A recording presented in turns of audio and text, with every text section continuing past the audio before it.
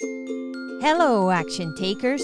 This is the Live Blissed Out podcast, and I'm your host, Marissa Houston, helping achieve bliss through awareness and action. Thanks for joining me. The information, opinions, and recommendations presented in this podcast are for general information only, and any reliance on the information provided in this podcast is done at your own risk. This podcast should not be considered professional advice. And now for our listener spotlight. Stephanie in Germany asks how she can make baking less stressful during the holidays. That's a great question, Stephanie. Stay tuned for some really great tips and recipes. This is episode 15. Our topic is baking for the holidays, and my guest is Suzanne Mitchell. Suzanne is the co-founder and matriarch of Zamar Screen Printing, Inc. Suzanne and her husband Harold started in their garage in 1993 and now have an office in Hudson. Suzanne loves helping businesses find just the right promotional item to make them stand out. She is creative and thoughtful. Baking has been a passion since she was 8 and started making cookies for 4-H competitions. It led to a 10-year baking and breads career in 4-H. Her final award there was a fully paid trip to Chicago, paid for by Fleischmann's Yeast Company. For more information, visit zamarinc.com. Hi, Suzanne. Welcome to the show. Thank you so much for having me, Marissa. I am looking forward to talking to you about baking because you and I are friends in business circles and we happen to talk about our hobbies. And you mentioned that you won some awards for baking.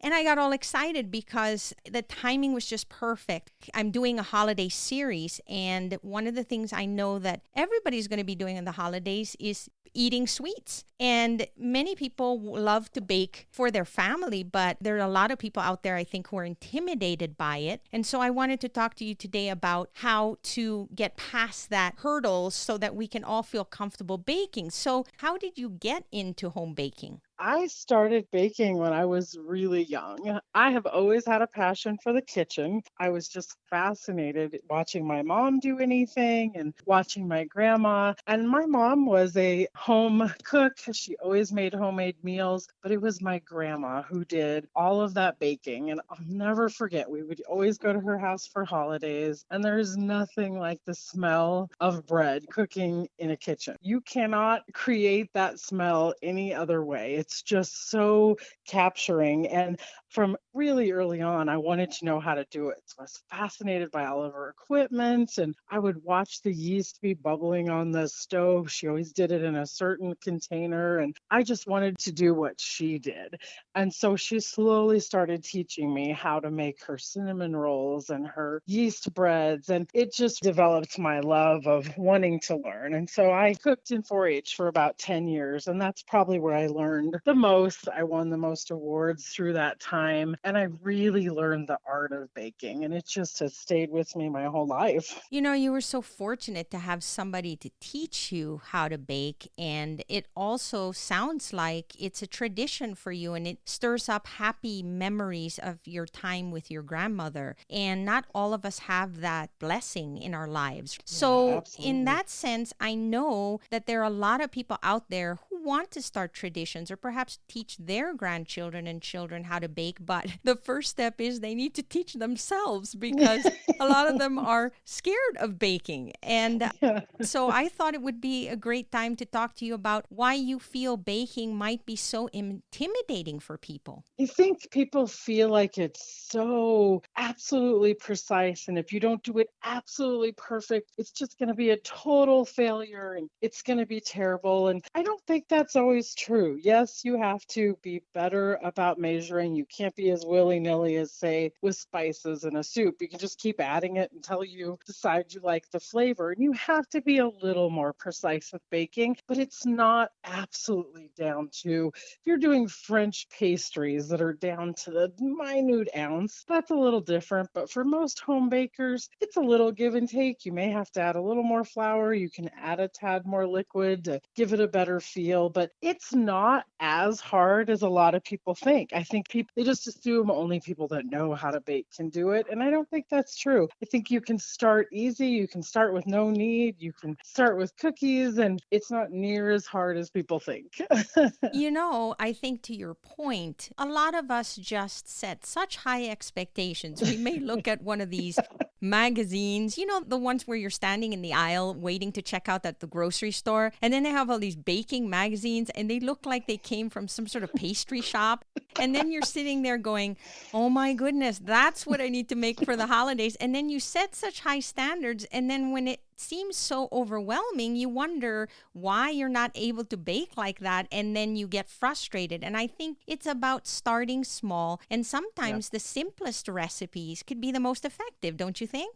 Absolutely. I think if you've got a good classic or even a recipe that you've gotten from a friend locally, that is absolutely your best starting point, because that means if they're cooking in your altitude or your sea level or wherever, it's going to be tried and true in that area. So sometimes even versus grabbing a magazine, who knows where they made that? It's so much better to ask a friend, ask your next door neighbor, what's your favorite yeast bread recipe? It'll be tried and true in that area. I think that's a great tip. Oh, that's a really good tip. Yeah. What do you feel are really tried and true basic recipes that people can start with that are holiday themed, that makes most people happy? I know it's hard to please everyone, and there's always going to be that one family member that says, why did you make that? No matter how much you slave, you're standing in the kitchen with flour all over you. You've been at it for hours, and somebody says, it's okay. And then it just kind of just deflates your ego, right? But, I would say most of the time, everybody's going to be polite and be happy that you at least attempted to make them something special. So what are some recipes perhaps that people can start to consider for the holidays? Well, I think there's a lot of different levels of holiday baking. Like we have a cookie Saturday where we all get together, and friends, family, friends that feel like family to me, we all get together and exchange cookies. And so sometimes we'll make one while we're there, or like with a 4-H group, a lot of times we get together and make sugar cookies, let the kids decorate them and take them to nursing homes. So cookies are pretty unassuming because you're not dealing with yeast, you're not dealing with kneading. You can bring in, holiday candies into the decoration so that they're real festive. You can do sprinkles and things. So that's kind of, I think, a base level start. But quick breads, I say, would be the next one, making banana bread. And you can do a lot of fun things with those kind of things. You can make them in the really small decorative pans. I know some of the hobby stores have little ceramic pans, so you can bake it in it and then you give the whole pan. And so it makes a substantial gift because you've got the little pan, the little crock it's in, plus the bread that's in it. And then my favorite for immediate family is to make something like rolls for dinner. And so there's going to be a recipe that you can get at the end of the show, and it's refrigerator rolls. So you get to make the rolls and all the bread ahead of time. So 4 days before your event, you mix it all up, you have it in the refrigerator and you work with it. And then the day of, all you do is bake these things. So when people walk into your house, there's that smell and they're like, oh, what's that smell? Because when you open the front door, you can smell when bread is baking. And so I think that's a great one to capture your family. You went ahead, but you didn't have to kill yourself the day of. And I'm a huge proponent of cinnamon rolls. That's how I learned to make them. And, waking up Christmas morning to cinnamon rolls, there is nothing like it. Oh, I love cinnamon rolls too. I agree. They're super great. So that's a good one. Yeah. In that sense, when we bake, we can talk about baking for gifting. We can talk about baking for a specific time of year or when family's coming over. And I really do like the idea of preparing ahead of time because, like you said, if you've already got everything set up, then when the actual day comes to bake, it just makes the process so much easier. It's ready to go and you can just enjoy the day and at the same time get everything finished up. I think that's a fantastic tip there. What are some things we need to have in bread to make it a success when we actually create the loaf? Because I think that's one of the challenges, rising and just coming out right. I know there are some things to consider there that I certainly don't know how to duplicate. And so I would love to learn from you as far as what you feel we need to really start thinking about when we're baking bread in particular. I'm a proponent of really good flour. You can buy inexpensive flour. I always buy unbleached flour. I just don't think we need the process of bleaching in that flour. The bread is not going to be perfect, pristine white anyway because you have other ingredients in it. So a good quality flour, I think, is good because that flour is what makes your bread have elasticity. As you add the ingredients to the flour, it develops the gluten, which I know is kind of a taboo subject. There's a lot of people avoiding gluten, and there is ways to avoid it. But when you're talking about standard bread, that is what you're trying to do. You're trying to develop that gluten. That's what makes that bread elastic and able to rise. You need good liquid, and that can be a lot of different things in recipes. It can be milk, it can be water, it can be a myriad of things. And I think that's an important point is make sure you've read your recipe and have everything you need. Huge pitfall. You're halfway through and you realize, oh my goodness, I don't have lard. That's what it's asking for. I don't have any. So make sure you've grabbed that ahead of time. But you definitely need a good liquid. You need yeast that's not out of date. Sometimes people grab yeast, it's been in their refrigerator or their cabinet forever, and it's not going to rise if it's not good, non-expired yeast. So you can buy it in a jar, you can buy packets. So, really any brand is good, but you just have to make sure it's fresh. And then you usually need something that gives that food fuel, which is sugar. So sugar, honey, anything that's a sweetener, that's what makes yeast grow. Yeast will take off when it's fed. So then the last ingredient you really need to stop that is you got to have some salt because yeast will just cause your bread to grow forever more, and salt gives it a stopping power where it doesn't just grow like crazy. So those are your main things that you need to make any quality bread. And then you're going to bring in raisins and cinnamon and all the different things that make the different varieties, but that's really your base that gives you good quality baking in bread. That is just so informative because, again, I didn't know about those specific ingredients and how important it was for everything to be fresh. I mean, obviously, we know things need to be fresh, but like you said, a lot of us have yeast packets lying around and then we'll just grab that and go, why is my recipe not coming out the way it looks in the magazine, right? And so, It's yeah, flat. I mean, it's so logical, but at the same time we overlook Yeah, that because we think they're never going to expire. They'll just sit there and it's all good, right? So exactly. yeah.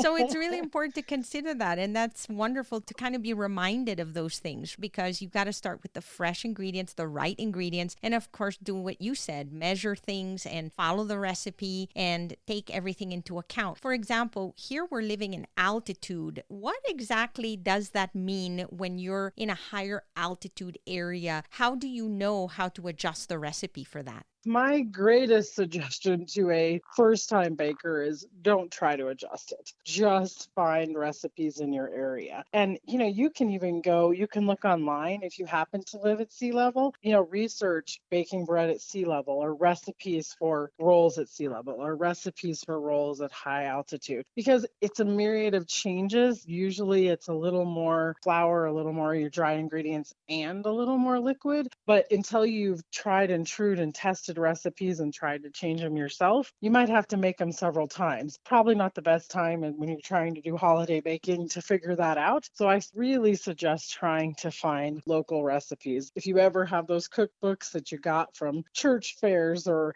where people put recipes in, those are almost always tried and true in your area. And like I said, great to grab it from a neighbor or a friend who's baked for a long time. They're going to be recipes that are already ready for your area. But online has great resources. You can literally type in high altitude cinnamon rolls and it's shocking how many recipes will come up. So I think just finding your area and researching for it, and that's your best way to get a recipe ahead of time. I was wishing that it was perhaps as simple as just leaving it longer in the oven. Ooh, just an extra 5 minutes and everything's good. But apparently not. There's a lot of other things to consider. So yeah, I think it might, especially for somebody like me, I think I need to look up the recipe and make all the necessary adjustments before I attempt it because then it'll be another fail. Yeah, exactly. You don't want that. Yeah. So let's say you're expecting guests for the holidays and let's say it's going to be a big gathering. Is there a tip in terms of how we know how much to bake? What is like an average quantity that you should prepare for a certain number of people? Because I think that's also a challenge. Sometimes you're baking too much or sometimes you didn't bake enough. Is there a gauge for measuring how much much you think you need to have for your guests? That's a really hard one. It kind of depends upon what you're doing. Like something like cinnamon rolls, I in particular make mine pretty hearty. I just choose to cut them a little bigger. So really one a person is usually more than enough. And then I always throw in 3 to 4 for addition to make sure there's always enough. But something like rolls, if you have store-bought rolls that are okay and they're just an addition, people might eat a couple at a meal. You'd be shocked if you throw out really good homemade rolls. You probably better average 3 to 4 because they smell so good and they're so great and people are so surprised that you have something homemade. I think the quantity ends up being bigger. Like you said, it's the holidays. People are enjoying it. They're loving their food. And the great thing about leftover rolls is you can eat turkey on them if you happen to make them at Thanksgiving, or you can eat them the next day with any sort of leftovers. They make great little lunch sandwiches and they hold. Most baked items are going to last a week at least. So if you have leftovers, your family just can enjoy them in different ways. That's another consideration is I think that we hesitate to make more, or sometimes we make more and we feel like we made a mistake by making more because we're concerned that it's not going to last. If you're baking bread or you're doing some of these baking recipes that you recommend doing for the holidays, we don't have to panic that it needs to be eaten on the same day. So perhaps you could even have containers where you give everybody something to take home as a little present when you have extras. So it's not anything that you necessarily have to keep or throw away. It can be shared even after the event. And bread freezes really well. If you put bread in good freezer bags, you could literally freeze a dozen rolls and take them out with soup, 2 weeks later. You can put baked cookies in the freezer and take them out, and within just a very short time, they're thawed out and you've got good homemade cookies. So those are great to have as leftovers. I never even thought of freezing. That is a wonderful tip. We talked about the fact that you had some recipes that you wanted to share with our listeners. So can you talk to me about what choices you make and where they can go to get these recipes? Yeah, there's going to be a link to my website and you'll be able to click on that and download them directly from there. And one of them's for an herb bread, and it's just a really flavorful herby bread. It's actually made in the Cuisinart or any sort of food processor, so you don't have to know how to knead or be uncomfortable with that. It is fabulous with soup. We have a tradition in my family. Christmas Eve is always soup. Everybody brings a different soup, and that bread is just fabulous with all of them. So that's one of the recipes. And then the other one is a refrigerator roll. So you do need that dough, but you make it ahead of time. And then like once a day, you go in there and punch that dough down because it's rising even in the cold refrigerator. You just kind of keep punching it down. And then your day you're ready to make it, you bring them out and shape them however you want to. So those are great kind of tried and true recipes, definitely for high altitude. But I would say that herb bread could be good anywhere because it's kind of a loose dough anyway. So I think it's going to be great across the board recipe. Thank you so much, Suzanne, for sharing these wonderful tips on baking. Perhaps we will have people out there who have planned on learning about baking and getting started and doing it now over the holidays. And if they're worried about it, hopefully this conversation will get them motivated to start with basic recipes, use the recipes that you shared to feel like they can accomplish something very easy and very doable for a beginner, and enjoy sharing their newfound hobby with their friends and family for the holidays. So I really appreciate having you here today, Suzanne. Thank you so much for having me. I hope people get a little itch to do some baking. I think it's fabulous with your family and a great thing to share with people. Thank you, Suzanne. Thank you. What do you enjoy baking during the holidays? Send us a tweet at LBO Podcast. Thanks for listening, and thanks to Suzanne Mitchell for being my guest. If you find value in our show, please visit liveblissedout.com to reach out, subscribe, and share on social media. This show is made possible through listeners like you. Thank you. So long for now, and remember to keep moving forward.